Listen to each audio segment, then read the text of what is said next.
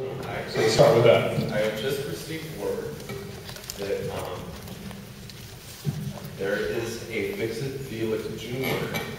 game here in San Diego at the Tilt Arcade in Horton Plaza. So let's all go play it right now. So if everyone wants to take a second to tweet that, Yeah. real quick. Let's So all wait, then we'll continue the press conference. And we'll start with the first question over on the right. Could be for all you guys. Being moved about video games, what were some of your favorite video games now or even growing up?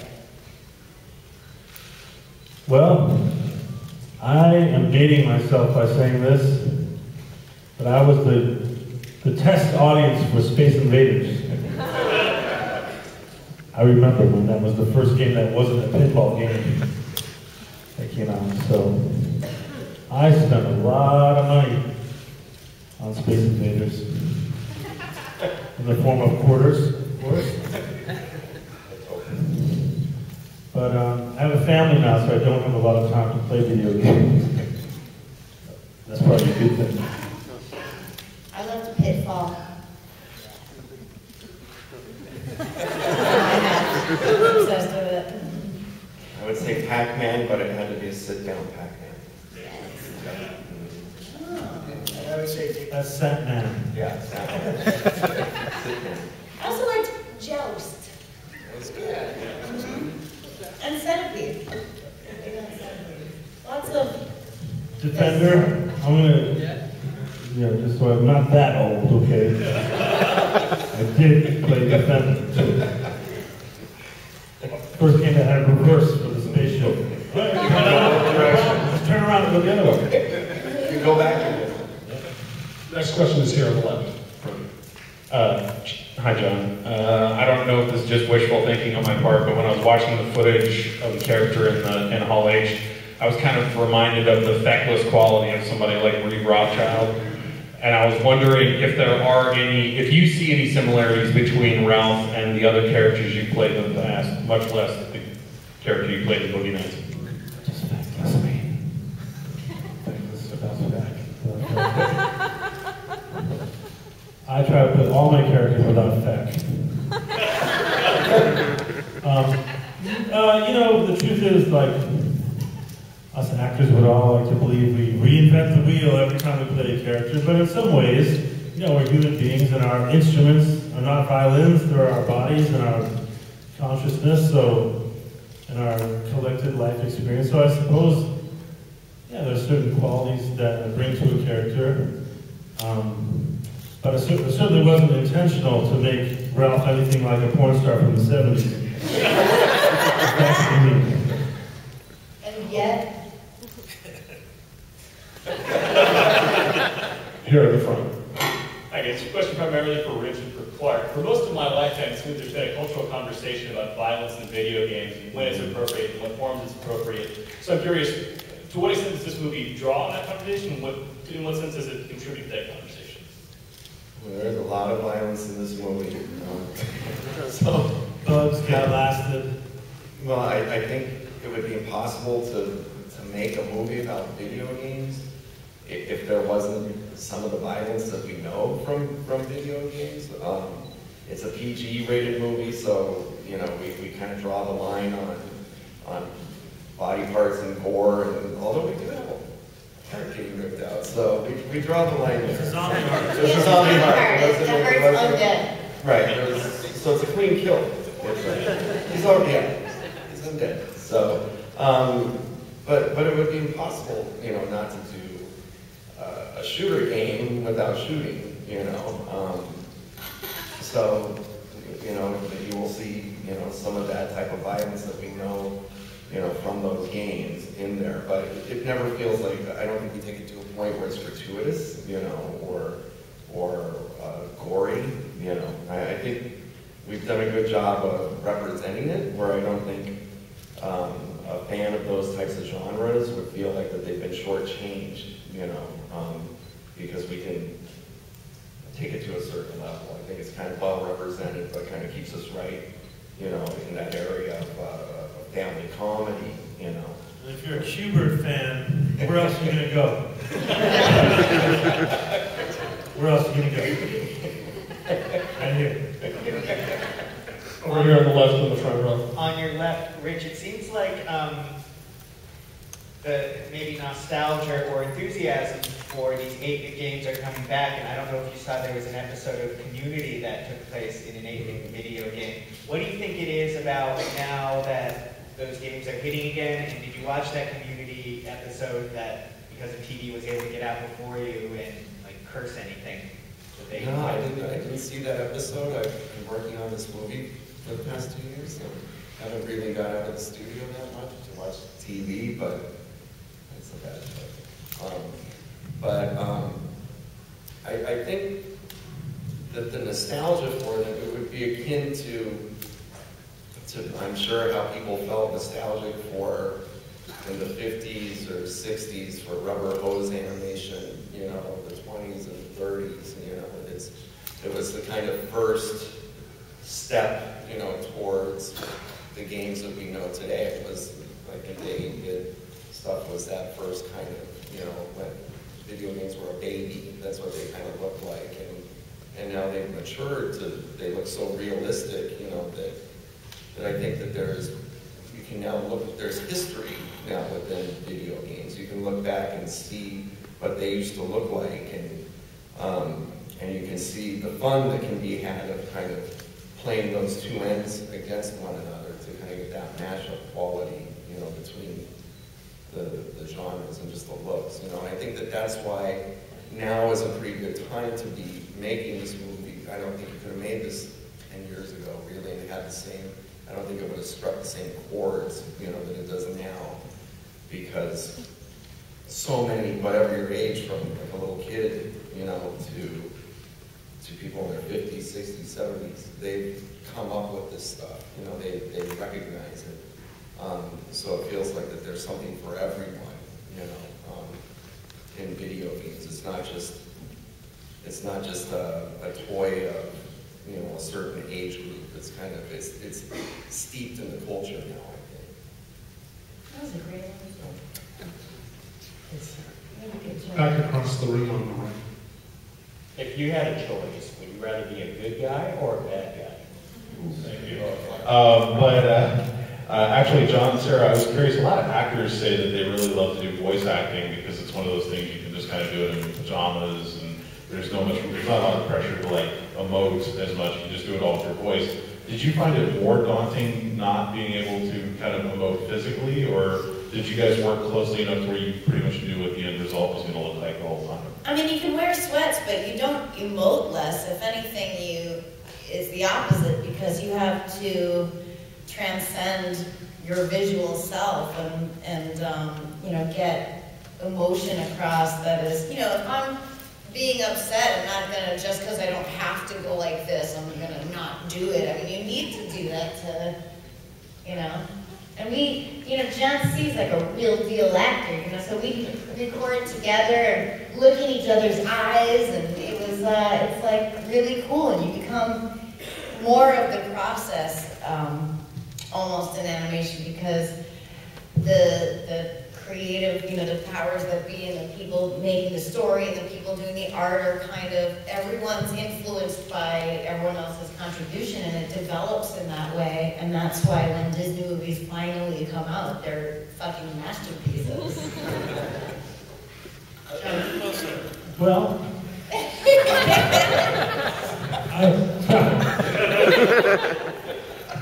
I was just relying on a visual gag right there.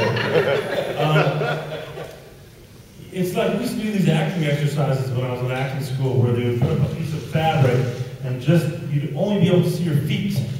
And they'd say, okay, now improvise a scene without your voice or making sounds, and tell everything you need to tell just through your feet, which sounds insane. But you'd be amazed what you could convey with your feet, or just your hands. And we, you know, we do these different. And that's the same way with doing voiceover work. You're taking everything, your whole experience that you normally do with your body, and you're channeling it all into your voice. And I don't know, I became somewhat good at various sound effects. Even though these guys have to kind of keep reminding me, John, they will provide a sound that you don't have to go swoosh. And I found myself like constantly manipulating my face or holding my nose or like punching myself in the stomach. Ooh! And like doing all these things just to kind of get that energy up in there. But yeah, it's true. Just because you're only using your voice doesn't mean that your body isn't totally engaged at the same time. Here in the center. Hello, this is Hugo Juarez from Mexico, Game Master Magazine. And we're going to see some famous video game characters in this movie.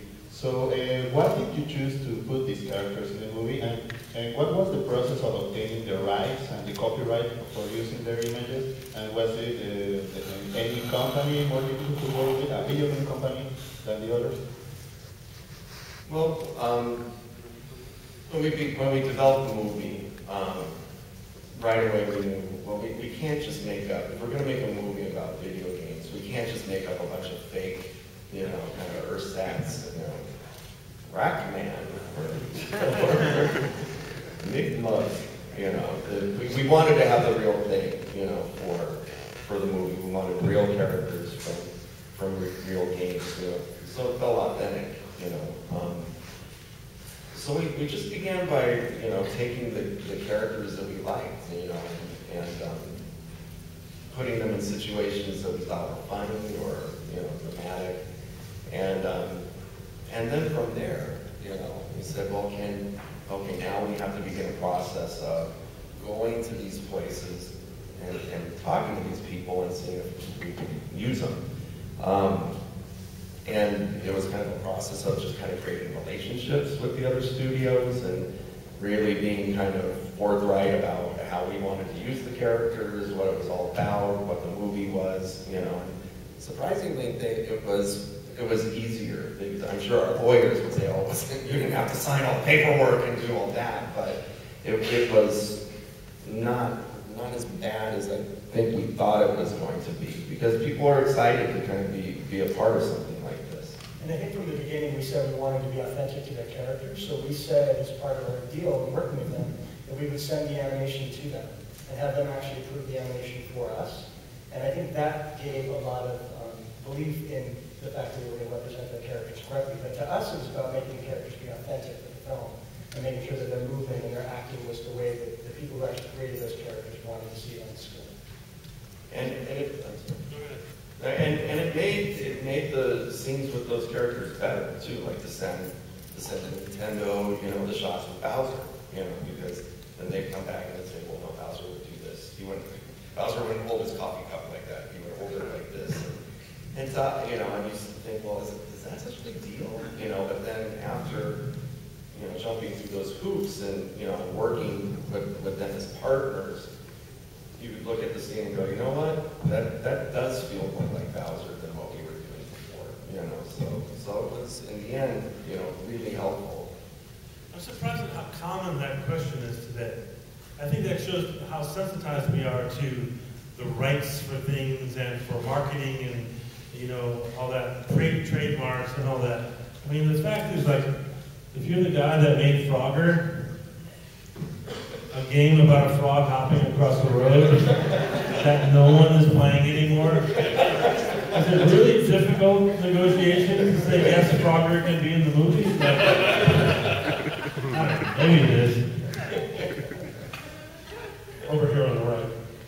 Thank you all for coming today. Mr. Moore, to me, seeing this movie, it's almost sort of reminds me of maybe this could be the cinematic video game equivalent of like Roger Rabbit. So we see something like equivalent to like Daffy Duck and Donald Duck having their dueling piano scene. Maybe Pac-Man and Super Mario can have like a fight or something like that, or maybe Master Chief and Kratos can do some sort of... Sure, why not? The movie's finished. Well, no, I think no, it's an interesting point. It could, and we, in designing the scenes, we wanted to put together situations where it's like, oh, that is funny. Look at, without giving too many things away. It's funny. Look, those two are together talking, or, you know, putting them into situations where, you know, it's more than just two people talking, it's the fact that it's those two people. So there are those opportunities in the film. I always wondered if the cherries and Pac-Man tasted good. It seemed like they really tasted good. Well, we answered that question. They taste great. And the giant. In the center back. How you doing, guys? Thank you for coming. The movie built into a video game world, not one specific world, but one that spans so many different, previous incarnations. Built a world that's so large. In the process of writing the script and the story, was there any idea of possibly going beyond this single movie and kind of taking the place of, a children's family movie like Toys or Cars has been, kind of taking that mantle and moving forward with it? Well, that was never the intent, you know, as we were working on the movie. But during the 3 years that we have been, you know, developing and making it, there were a lot of ideas, like different games that the characters were going to go to, that, you know, different people they were going to meet, and tons of different characters and situations that we would just have to kind of say, like, okay, you know, we can't go there. You know, it's like we don't have the time to tell this, or it's like we can't throw another world into the story this late, you know, and in the story, you know, so we're just gonna have to, you know, it hurts. Remember Easy Living? Yeah, there was a whole world. So sleazy, he goes into this whole sleazy kind of Sims world, you know, and it's called Extreme Easy Living 2. And he loses his way there for a little bit. Yeah. It's into some dark stuff. Kind of crazy dark, you know. It's not in the movie.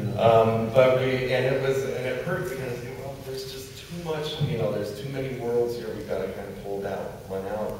And we worked with John Lasseter, who's the creative officer of Pixar and Disney, and John's a dear old friend, and he told me, you know, it's okay, you know, just in Toy Story, we had to cut out a lot. The original Toy Story, we cut out a lot of things and kind of put it over to the side, but they come back, you know, all those good ideas can come back. There are things in Toy Story 2 and 3 that were storylines from the original ones, so don't worry, you know, don't feel like it's forever, you know, because if this does well, you know, if it's well received like we think it's going to be, those things can come back, you know.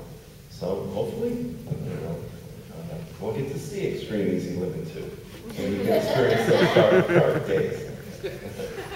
Next question is over on the far right. With a lot of the iconic characters of video games that are in Wreck-It Ralph, were there any that you guys wanted to use but they couldn't find the rights to do it, or did you guys try to push really hard but they would still say no to it? The left paddle from Pong.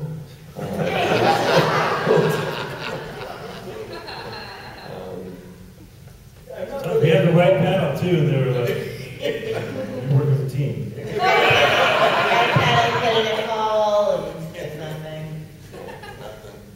Actually, most game companies were really very forgiving of their characters. I mean, there was a point where people said, we want to let you use certain characters, but not every character out of their own catalog. And that felt very fair in terms of trying to make sure that we weren't picking too much from one area. So there were characters where we might have gone and asked for 4 or 5 or 6, and we came back and said, we're about these 3. But really, it was an amazing, we were very lucky, really from the very beginning, when Rich and I talked about it, we talked about this world that became Central Station where you're supposed to see all of these characters congregate. We always wondered if we'd actually be able to realize it. And it's pretty phenomenal to think in an 18 months period of time that all of that has come together in the way it has. And this will be our final question right here in the front. Big responsibility. Hi. Better be good. Moviemom.com.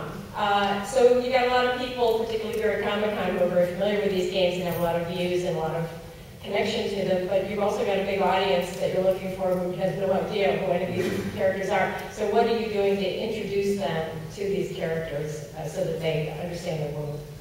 Well, Are you speaking for yourself? Kinda. Yeah. Well, when we started developing the movie, you know, we knew, okay, we wanted to set this against a big backdrop of the world of video games. You know, it's a big, rich, you know, environment world to kind of set a story. And once we kind of knew, okay, that's where it's going to take place, we kind kind of put that aside for about, I would say, 9 months to a year as we were developing the story. And just made sure that the story was one that was emotional, you know, and that people could relate to the characters, you know, and what they were going through and what they wanted and what they were trying to achieve, without any, you know, connection to video games. So we really laid out a very kind of traditional, you know, emotional story before we even went back in and started to kind of layer on the icing, you know, or the accoutrement or the skin, whatever you want to call it, of video games, you know. So it was a conscious effort to make sure that that emotional story between Ralph and Penelope was well laid out, where anyone, you know, if you played video games, great. If you had seen someone play a video game, great. If you never even saw one before, you would still kind of be able to get what's going on, you know, and you don't have to be, what's great about it is it feels like it has that point of view that's kind of inside video games where, you know, the gamers will enjoy it. But then the people who don't know that much about games, I think will still... Yeah, the nostalgia is just one layer to it that is just another reason why the parents and the grown-ups are going to love this movie as much as kids. And I think truly the emotional core is going to be what surprises people. I mean, the relationship of Ralph and Penelope, when John and Sarah rated this film, I think is really going to be the surprise of the film. Rich from the beginning wanted to make a comedy, and that's a lot about how it's being promoted out there right now, but it's going to be that emotional core that's really going to surprise people. Surprise, you're crying! Sarah's favorite kind of movie. The main characters of the movie are from games that are made up for the movie, and we explain them, so you don't need to know really anything about video games to appreciate the journey the characters take. Right, but I can see from the trailer and just kind of the marketing that's out there now, it feels like, oh, it's all about kind of cameos, and it's all about things that certain groups of people know about video games, but really I think it's more than, it's a lot more than that. I think everyone, you know, will be able to kind of watch it and get what it's about. These are just avatars to tell a story as old as time. We'll end with that. Thanks, everybody.